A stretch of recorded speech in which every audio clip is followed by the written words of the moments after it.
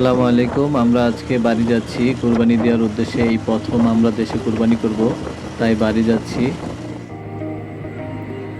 ৫ জন নেমে আমরা এখন ভ্যানে করে আমাদের বাড়ির দিকে রওনা হলাম। আমরা বাড়ি চলে আসলাম। এসে আমার মেয়ে বাসার ছাদে উঠে পেয়ারা পেয়ে খেলো। আমরা কুরবানি দেওয়ার জন্য দেশে আসছি, তাই আব্বা একটি ছোট করে মিলাদের ব্যবস্থা করেছিল। চলে আসলাম তালহাঁস খেতে, তাল গাছের নিচে।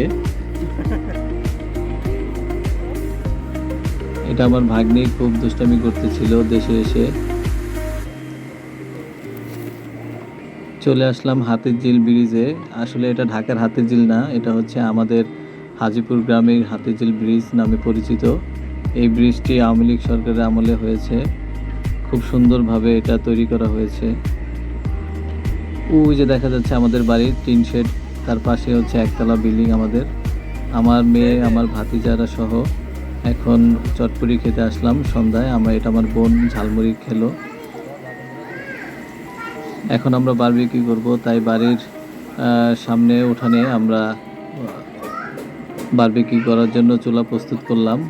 কয়লা পুড়িয়ে আমরা বারবিকিউ করব। এখন ম্যারিনেট করা গরুর মাংস এবং মুরগির মাংস শিকে এবং বারবিকিউ মেশিনের উপরে দিয়ে দিলাম। বারবিকিউর সাথে রুটি খাওয়ার জন্য আটা বেলে নিচ্ছি। এটা হচ্ছে আমাদের বেলকনি, বারান্দার সামনে যেই কিছুটা খালি জায়গা আছে, সেখানে কিছু গাছ লাগানো হয়েছে, সেই কলা গাছ। দেশে এসে অনেক দিন পর আমরা দেশীয় খেজুর খেলাম। আমরা এখন যাচ্ছি আমাদের বাহাদুরপুর বাজারে বাজার করার জন্য। এটাই হচ্ছে সেই আমাদের বাহাদুরপুর বাজার। আগে অনেক বড় ছিল, দিন দিন এই বাজারগুলো খুব ছোট হয়ে আসতেছে। তো যাই হোক, বাবা এবং ভাইকে নিয়ে এবং আমার বোন জামাইকে নিয়ে চলে আসলাম বাজারে মাছ নেওয়ার জন্য।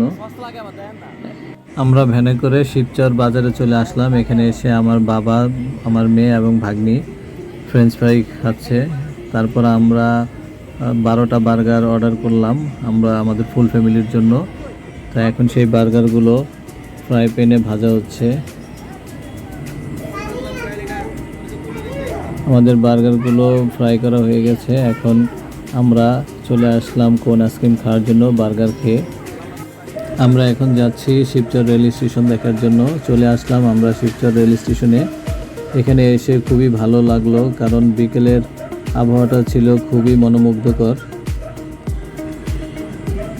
শিবচর রেল স্টেশনটা আমাদের বাড়ি থেকে 20 টাকা ভাড়া লাগে যেতে।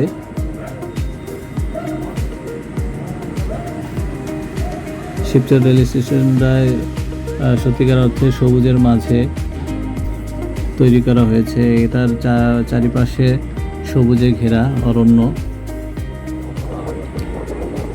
এখন আমরা যাচ্ছি পদ্মার পাড়ে গোসল করার জন্য। এটা হচ্ছে সেই পদ্মার পাড়। আমরা এখানে এসে পরিবারের সবাই গোসল করে নিলাম। এখন আমরা ঢাকার উদ্দেশ্যে রওনা দিচ্ছি। এটা আমার মেয়ে। আল্লাহ হাফেজ, দেখা হবে আবার অন্য কোনো দিন অন্য কোথাও।